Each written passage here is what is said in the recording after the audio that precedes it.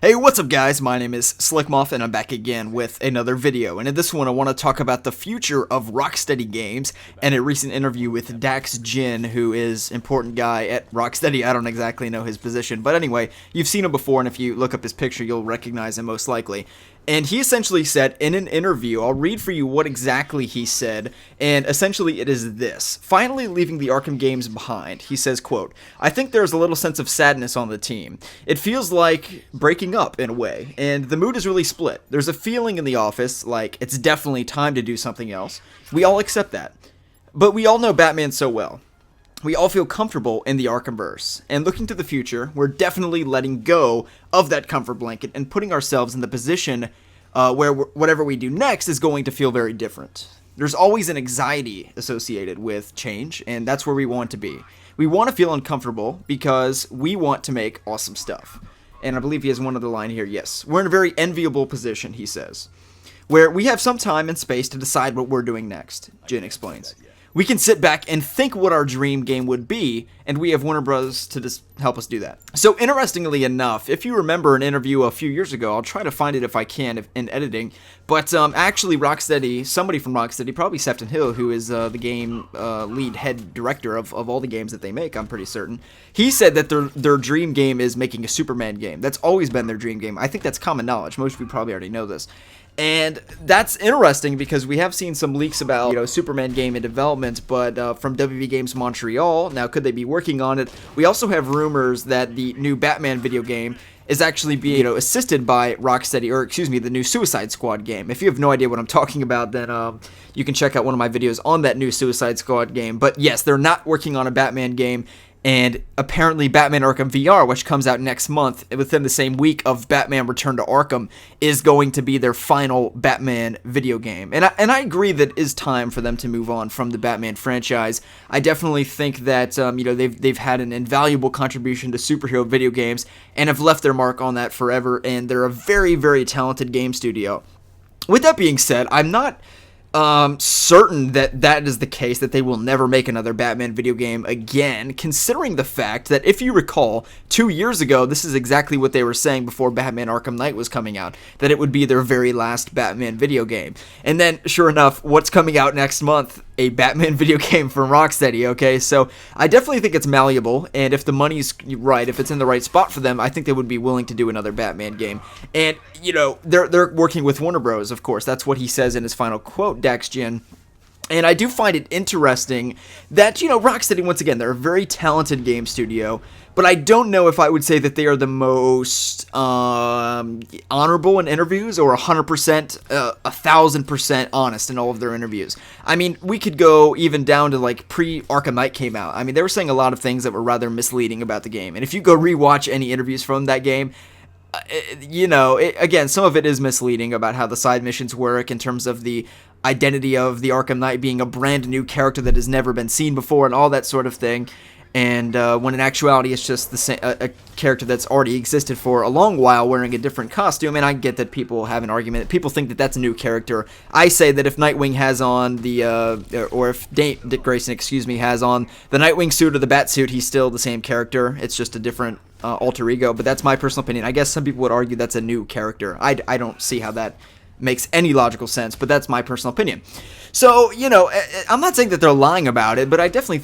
it's not over till it's over, is what I'm saying. I wouldn't say that they're not making another Batman game. I'm not going to be 1,000% certain of it until literally we have a new trailer for their new game, or it just leaked out the wazoo. I mean, there's no way they will convince me otherwise, because there is just there's so much money to be made in that front, and I get now that the leaks are suggesting that WB Games Montreal is taking on the mantle of Batman from now on, even though they've already done so before in 2013 with Arkham Origins. But I do look forward to see what they're working on, and that dream game of theirs is Superman, so I want to see if that comes to fruition, if that's what they're doing.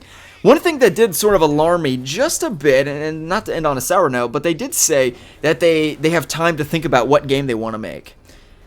Personally, I was under the impression that right after Arkham Knight was done, that, some of the studio was working on VR, and some of the studio was working on their new game, at least in early development process, whether it be story or what have you. This interview is suggesting that they don't even know what game they're making next, which is really bad news, okay? Because that means that this Arkham VR game took over a year to make. Well over a year, actually. And what that also means is that their new game, their actual game, I'm not going to say that Arkham VR is not a real game, but it kind of isn't. You know, it's kind of like a demo, sort of 1 hour DLC kind of thing. So like I said, I thought that they were already a year deep into development for their new game, and they don't even know what the hell they're making. Okay, so that's a problem in terms of those of us that want a new Rocksteady game ASAP, which is certainly me in that category. The problem is that Rocksteady takes an inordinate amount of time to develop video games. Now, Arkham City was developed in 2 years, okay? Arkham Asylum took more than that. Arkham Knight took 4+ years to develop. And Arkham Knight largely, you know, they innovated some mechanics, but largely it was copy and pasted the mechanics from Arkham City, upgraded the graphics, make the map a little bigger. That took 4 years. Okay, so Rocksteady wants to challenge themselves. They want to do something they've never done before, maybe make their dream Superman game.